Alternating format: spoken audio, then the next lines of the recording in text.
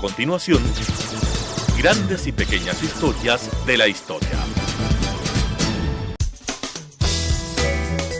Clasificación A.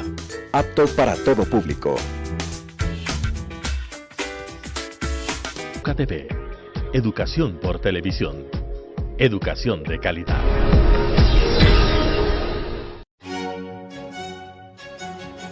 La historia está hecha de lo que unos quisieran olvidar y lo que otros no pueden olvidar. Es tarea del historiador averiguar el porqué de lo uno y de lo otro. Carlos Freile la asume en Telesucesos. Con ustedes, grandes y pequeñas historias de la historia. Estimados amigos de TV Sucesos y Radio Sucesos, les saluda Carlos Freile en este su programa Grandes y Pequeñas Historias de la Historia. En esta oportunidad quisiera conversar con ustedes sobre un período de nuestra historia que es muy poco conocido. Pasa por esas circunstancias de la historia que a veces a nosotros nos dominan o nos imponen ciertos criterios. Me explico. Antes del periodo progresista, gobernó el Ecuador el dictador Veintemilla y antes de él, Gabriel García Moreno. Indudablemente, García Moreno ha provocado un río de libros, de comentarios, de estudios, tanto a favor como en contra. Y en segundo lugar, después de los progresistas, llegaron los liberales con Eloy Alfaro, cuyo periodo también ha llamado muchísimo la atención a los historiadores, a los sociólogos, a los políticos, a los economistas, y ha provocado también una avalancha de estudios y de publicaciones en contra y a favor. Por eso el periodo intermedio como que ha quedado un poco desconocido. Además, y esta es una opinión mía muy personal, considero que los historiadores favorables a Alfaro, los historiadores liberales y después, por alguna rara razón, los marxistas, no le dieron importancia que merece el período progresista para alzar más, levantar más los méritos de Alfaro. Y nosotros vamos a ver ahora, de manera muy reducida, que este periodo progresista fue realmente de progreso para nuestro país. Antes de continuar, recordemos algo. Se había fundado un nuevo partido, no voy a entrar en todos los detalles, los nombres anteriores, etc., un nuevo partido que trataba de vincular lo mejor de la tradición con lo mejor de la modernidad. Los tres gobernantes progresistas, José María Plácido Caamaño, Antonio Flores Gijón, Luis Cordero Crespo, eran gobernantes, en primer lugar, muy instruidos. Todos tenían un doctorado, todos habían escrito algo, todos habían llegado a altos niveles culturales, en primer lugar. En segundo lugar, los tres también eran católicos, practicantes, respetuosos de las doctrinas de la Iglesia, pero a diferencia de otros miembros de la Iglesia Católica, a lo mejor de los que se llamaban garcianos, eran mucho más tolerantes, personas abiertas al diálogo. Por eso digo, lo mejor de la tradición, seguían siendo católicos, con lo mejor de la modernidad. No es que antes se hubiera actuado contra el progreso, eso, como ustedes saben, es falso. De hecho, en el Ecuador, quien inicia la construcción de la primera carretera moderna, el primer ferrocarril, la primera línea de telégrafos es García Moreno.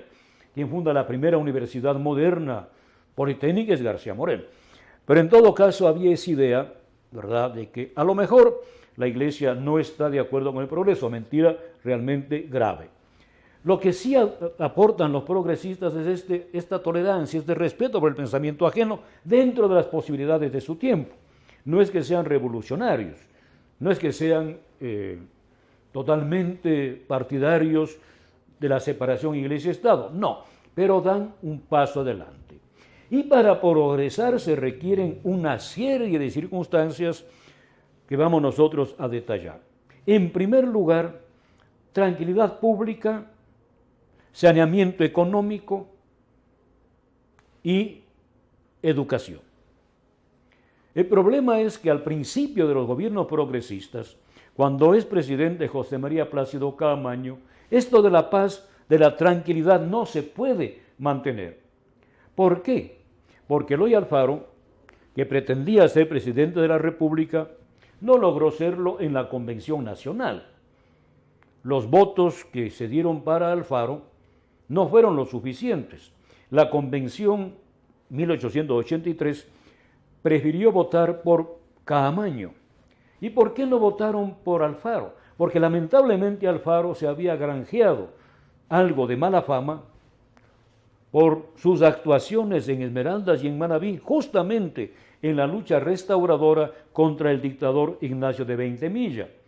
Por eso los documentos que nosotros podemos traer a colación nos dicen que la opinión pública y los miembros de la convención dijeron no podemos nombrar nosotros presidente a alguien que se ha manchado las manos con sangre de inocentes, a alguien que ha dicho expresamente que la guerra vive de la guerra, olvidándose que aquellos a quienes castigaba dentro de Esmeraldas y Manabí no eran combatientes en su contra, eran personas que no querían entregar gratis su ganado, sus cosechas, etc., en su gran mayoría personas de escasos recursos. Bien, en todo caso, Caamaño debe enfrentar las revueltas que organiza Alfaro o que llevan adelante sus partidarios. Por esto, el Ecuador debe emplear buena parte de sus ingresos fiscales para mantener la paz e impedir, ¿verdad?, que esta guerra se extienda. Por eso, en la convención, ¿verdad?, fue elegido presidente Caamaño. Y luego, más tarde, José María Plácido Caamaño decía lo siguiente: se hace duro invertir en pólvora lo que debiera destinarse a abrir caminos y fundar establecimientos de instrucción. Esto fue lo que frenó durante el gobierno de Caamaño el progreso mayor. Sin embargo, en tiempos de Caamaño, por ejemplo, se terminó el tendido del telégrafo. Ya se podía enviar telegramas, todavía con telegrafía, con hilos, entre Guayaquil y Quito. Y poco a poco se extiende la red hacia otros lugares, por ejemplo, en la costa hacia Puerto Viejo, en la sierra hacia Cuenca Loja, después de Quito a Xibarra, etc. En todo caso, hay un enorme progreso material y también un progreso en lo que nosotros llamaríamos la dignidad de la persona. Por ejemplo, en este periodo se establece la prohibición de la pena de muerte por motivos políticos y por motivos de carácter penal. Se mantiene la pena de muerte por delitos militares o que se puedan asimilar a delitos militares. Por ejemplo, el ingreso al Ecuador de bandas armadas que pelean contra el ejército regular y por lo tanto se convierten en la práctica en soldados que atacan a los soldados de la República. En ese caso puede haber pena de muerte si es que hubiera muertos entre los soldados de la República. En segundo lugar, por ejemplo, para hablar del progreso así social, se prohíbe los reclutamientos forzosos. Antes era común en nuestro país y en otros países del mundo, no solo de América Latina, que el ejército entrara a los pueblos, a las ciudades y escogiera jóvenes para enrolarlos a la fuerza en el ejército. Ahora eso se prohíbe, terminantemente prohibido. El que quiere ingresar al ejército, muy bien, ese es su derecho, pero no es obligación. Otra idea totalmente revolucionaria en beneficio de los más pobres y desamparados, y esto se hizo por propuesta de Juan León Mera, que era diputado conservador, pero propone la eliminación de los guandos. Los guandos también eran una carga que se había ido agravando a lo largo de los años. ¿Y en qué consistía? En que se obligaba a los campesinos, sobre todo indígenas, pero también mestizos, a cargar pesos sobre sus hombros en conjunto, por eso es guandos, ¿verdad? Van llevando entre varios una especie como de,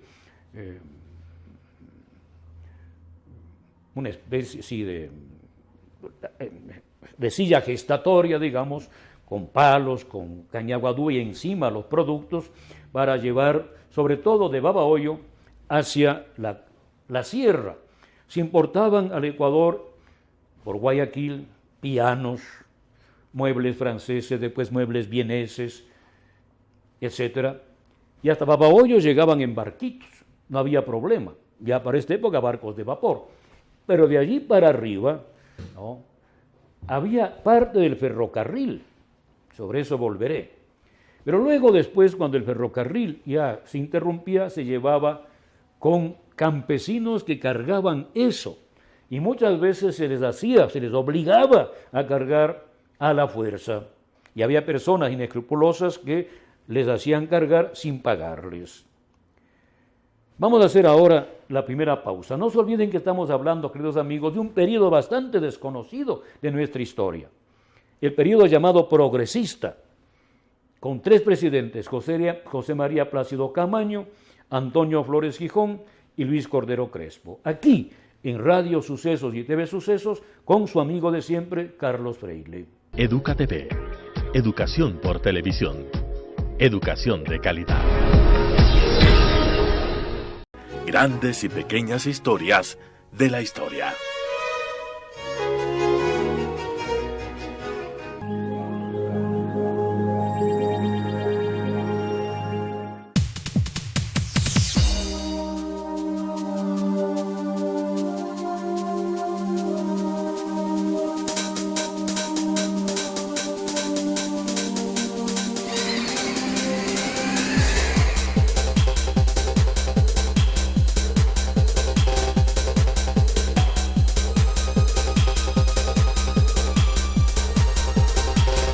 Telesucesos, por Quequito TV.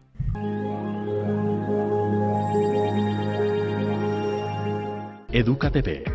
Educación por televisión. Educación de calidad.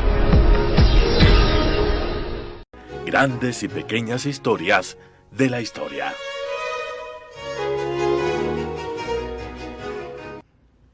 Estimados amigos de TV Sucesos y Radio Sucesos, están ustedes con Carlos Freile en su programa Grandes y Pequeñas Historias de la Historia. Estamos comentando ahora algunos de los aspectos positivos de los gobiernos progresistas entre 1883 y 1895. ¿Por qué hago esto? Porque lamentablemente, tanto en los libros de historia general, cuanto en los libros de texto, este periodo ha quedado prácticamente desconocido. No se sabe todos los aportes de esos 12 años de progresismo al progreso justamente nacional.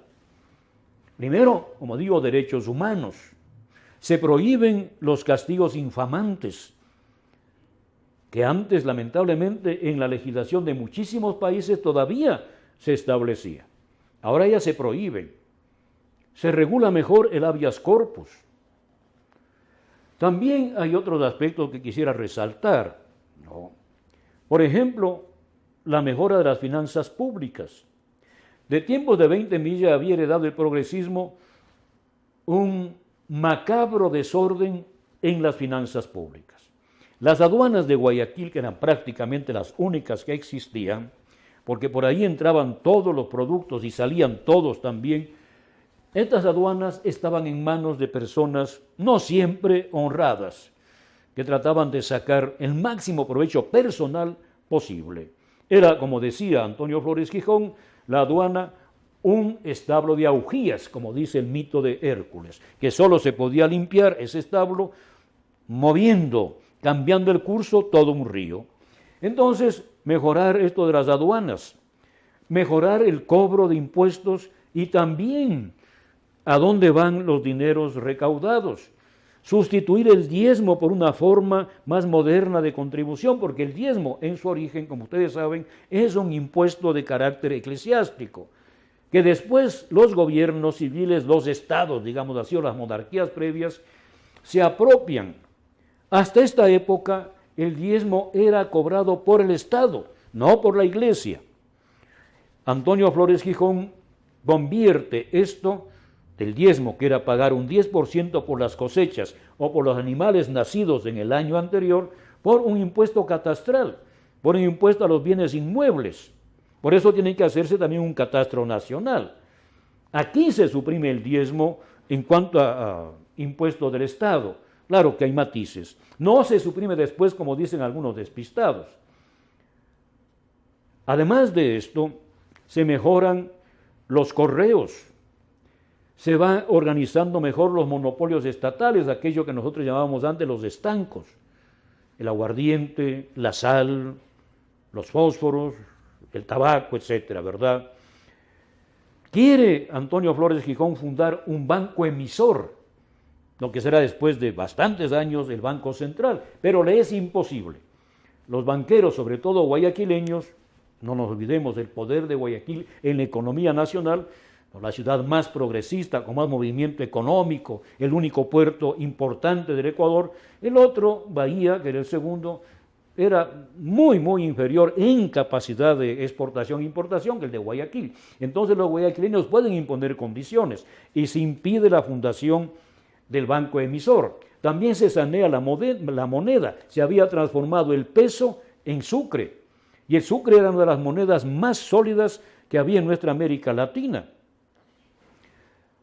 No podemos olvidar tampoco la continuación de las carreteras y del ferrocarril.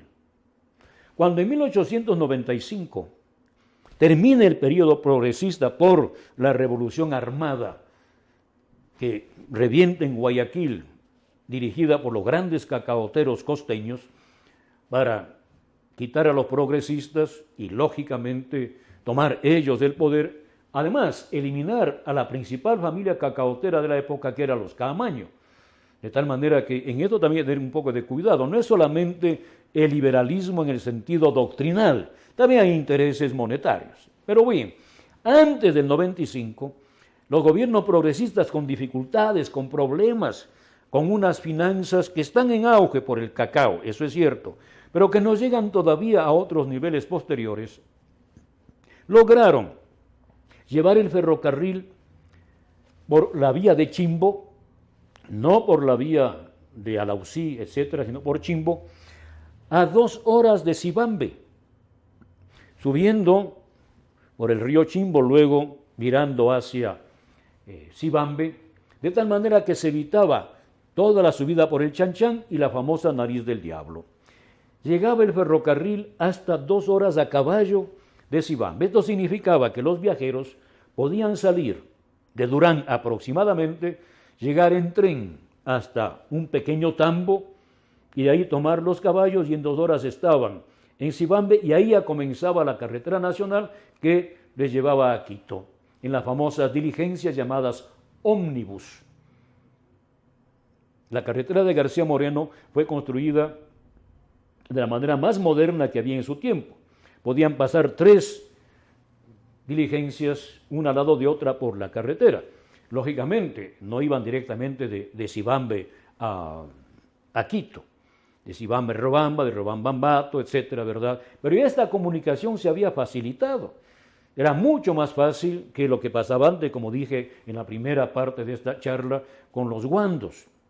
2 horas, un poco más de tiempo de los gobiernos progresistas, y el ferrocarril hubiera empatado con la carretera nacional, y así durante un tiempo se subía a la cordillera en ferrocarril, que era un poco el proyecto de varios ingenieros desde antes de García Moreno, cuando ya se pensó en construir el ferrocarril y se comienza a consultar, pero se concreta con García Moreno, la subida de la cordillera en ferrocarril. Y una vez llegados ya arriba, como digo en este caso, a Cibambe, junto a la Nariz del Diablo actual, ya en carretera.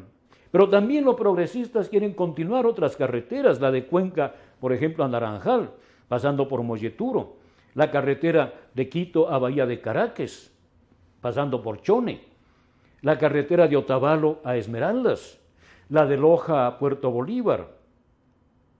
Y así podíamos nosotros citar más. Las comunicaciones entonces fueron otra de las preocupaciones de nuestros gobernantes progresistas. Y así nosotros podríamos hablar una serie de elementos importantes de los gobiernos progresistas.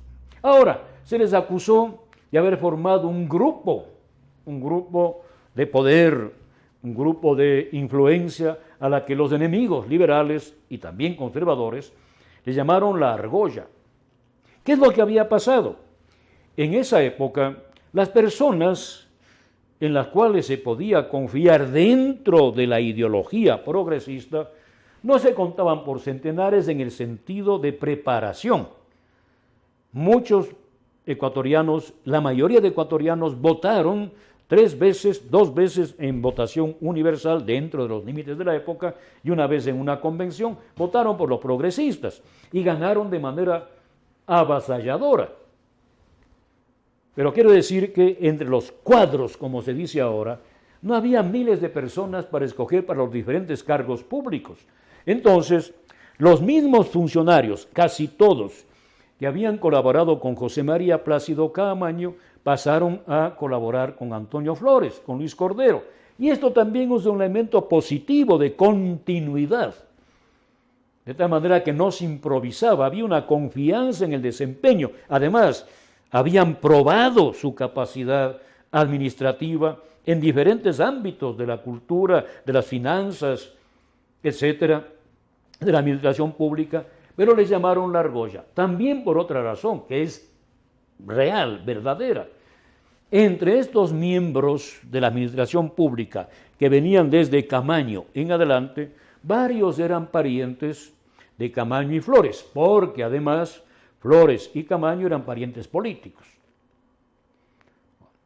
Un hermano de Antonio Flores había casado con una hermana de José María Plácido Caamaño, de tal manera que había también estas relaciones, ¿no?, de parentesco político, eran cercanos. Y también otros estaban emparentados política o carnalmente con los presidentes. Entonces esto fue aprovechado por liberales y conservadores para atacar a los progresistas. Pero en todo caso, resumiendo bastante, ¿verdad? Resumiendo bastante, el gobierno de los progresistas o los gobiernos progresistas fueron muy positivos para nuestro país. Por eso es que en la tercera oportunidad, cuando se presentan 2 candidatos, el progresista Luis Cordero y el conservador Camilo Ponce, la gran mayoría de los electores votaron por Luis Cordero. Y nótese, hubo solamente 2 candidatos, el conservador y el progresista. No hubo candidato liberal. Uno podrá preguntarse, ¿y por qué no hubo candidato liberal? La respuesta es sencillísima, porque los liberales sabían con toda certeza que iban a perder. El pueblo ecuatoriano estaba contento con los progresistas. Ya veremos, no sé si en este programa mismo o en otra oportunidad, qué es lo que pasó. Ya veremos. Alguna vez ya mencioné el tema, la famosísima y mentirosa venta de la bandera. Pero mientras tanto sigamos con los aportes de los gobiernos progresistas. Tal vez la labor más importante de los progresistas, además de la tranquilidad, de las finanzas públicas, del orden, de la continuación de los medios de comunicación, tanto el ferrocarril, carreteras como el telégrafo, está en la educación. La educación fue la niña mimada de los progresistas, porque sabían que sin educación el país no puede progresar. Varios de los miembros de estos gobiernos habían colaborado antes con García Moreno en el tema educativo. Varios de ellos también, como digo, eran personas de estudios. Y aquí hago un pequeño paréntesis. Por ejemplo, José María Plácido Caamaño, cuando terminó el periodo progresista y tuvo que prácticamente huir del Ecuador, porque Eloy Alfaro le tenía un odio cerril, se fue a España. Y allí en España perteneció a la Real Sociedad Artística de San Fernando. En España publicó también varias obras, entre ellas una defensa de su acción en la famosa Venta de la Bandera, que creo que es uno de los libros más raros que hay en nuestra historia, ¿verdad? No es un libro muy grande, pero es fundamental para la defensa de Caamaño. Antonio Flores Gijón había estudiado no solamente en el Ecuador derecho, había estudiado economía en Europa y había publicado varios tratados sobre temas económicos. Luis Cordero, famosísimo escritor, poeta bilingüe en castellano y en quichua, botánico aficionado, con libros extraordinarios sobre botánica, etc. En otras palabras, eran hombres cultos. Por eso se dedicaban también a la educación. Queridos amigos, vamos a finalizar ahora este segundo periodo de nuestro programa. No se olviden, están ustedes con Carlos Freile en Grandes y Pequeñas Historias de la Historia, aquí en Radio Sucesos y TV Sucesos. Educa TV. Educación por televisión. Educación de calidad.